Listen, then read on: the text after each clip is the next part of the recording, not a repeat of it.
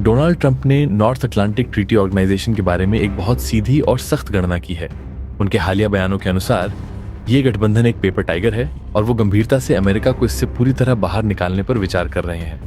हालांकि इसे सिर्फ चुनावी बयानबाजी मानकर खारिज करना आसान है, लेकिन ये खतरा इस समय एक बहुत ही वास्तविक और तात्कालिक रणनीतिक संकट से और भी बढ़ रहा है, जो मध्य पूर्व में ईरान से जुड़ा हुआ है।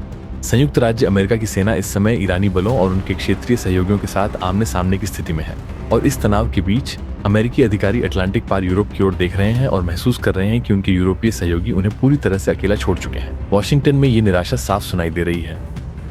अमेरिकी अधिकारी जैसे कि विदेश मंत्री पद के नामित उम्मीदवार मार्को रूबियो सार्वजनिक रूप से यूरोप के समर्थन की कमी पर गहरी नाराजगी व्यक्त कर रहे हैं, क्योंकि ईरान के साथ संघर्ष बढ़ता जा रहा है। अमेरिका फर्स्ट राजनीतिक सोच के लिए तस्वीर बिल्कुल साफ है।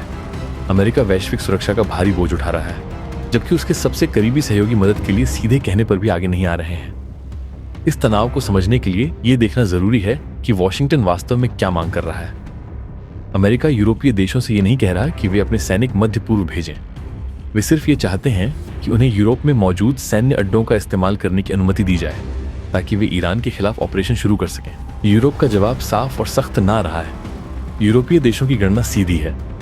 अगर वे अपने क्षेत्र से अमेरिकी हमलों की अनुमति देते हैं, तो इससे ईरान के सीधे जवाबी मिसाइल हमले यूरोपीय शहरों पर होने का खतरा बढ़ जाएगा।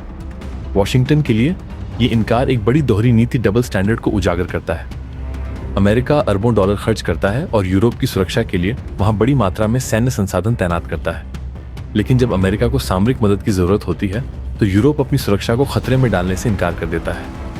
अगर कोई गठबंधन आत्म सुरक्षा के कारण अमेरिकी सैन्य ऑपरेशनों में बाधा बनता है, तो एक असहज सवाल उठता है, क्या कोई अमेरिकी राष्ट्रपति कानूनी रूप से बस उठकर इस गठबंधन से बाहर निकल सकता है? संक्षिप्त उत्तर है नहीं।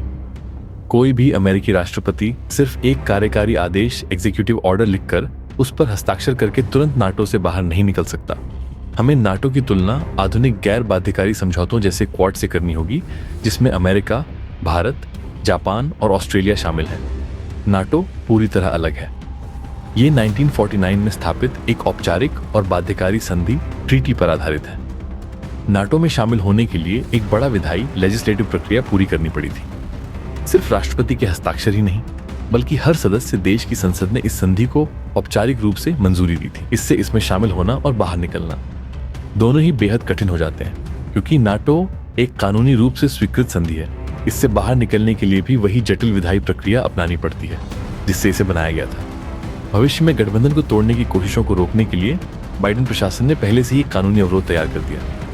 ये अवरोध 2024 के नेशनल डिफेंस ऑथराइजेशन एक्ट के अंदर छिपा हुआ है। इस कानून में स्पष्ट रूप से कहा गया है कि कोई भी राष्ट्रपति अकेले नाटो से बाहर नहीं निकल सकता। इसका मतलब है कि राष्ट्रपति को या तो सीनेट में 2/3 बहुमत यानी 67 वोट हासिल करने होंगे, या फिर कांग्रेस का एक विशेष कानून पास करवाना होगा। आज के अत्यधिक ध्रुवीकृत राजनीतिक माहौल में यह संख्या हासिल करना लगभग असंभव है। अमेरिकी कानूनी ढांचे ने प्रभावी रूप से राष्ट्रपति की शक्ति को सीमित कर दिया है। ये किसी एक राष्ट्रपति की विदेश नीति से ज्यादा पश्चिमी गठबंधन के अस्तित्व को प्राथमिकता देता है, लेकिन ये कानून सिर्फ कागजी प्रक्रिया को नियंत्रित करता है, जबकि राष्ट्रपति कानूनी रूप से नाटो से बाहर नहीं निकल सकता। फिर भी कमांडर इन चीफ होने के नाते उसके पास सेना पर बहुत बड़ी एकतरफा शक्ति होती है। यहीं से एक बड़ा लूपहोल खामी पैदा होता है। अगर कोई राष्ट्रपति नाटो के खिलाफ हो तो वो अंदर से ही इसे कमजोर कर सकता है, जैसे कि यूरोप से अमेरिकी सैनिकों को वापस बुलाना या संयुक्त सैन्य अभ्यासों में भाग लेना बंद करना। ये तरीका नाटो को वास्तव में वही पेपर टाइगर बना सकता है, जैसा ट्रंप कहते हैं। इससे बिना किसी कानून या संधि को तोड़े गठबंधन की सैन्य ताकत खत्म हो सकती है। कानून अमेरिका को नाटो की सूची में बने रहने के लिए मजबूर कर सकता है, लेकिन कोई भी कानून राष्ट्रपति को यह मजबूर नहीं कर सकता कि वो सहयोगियों की रक्षा के लिए सैनिक भेजे। इस पूरी स्थिति से एक देश को साफ फायदा होता है, व्लादिमीर पुतिन का रूस।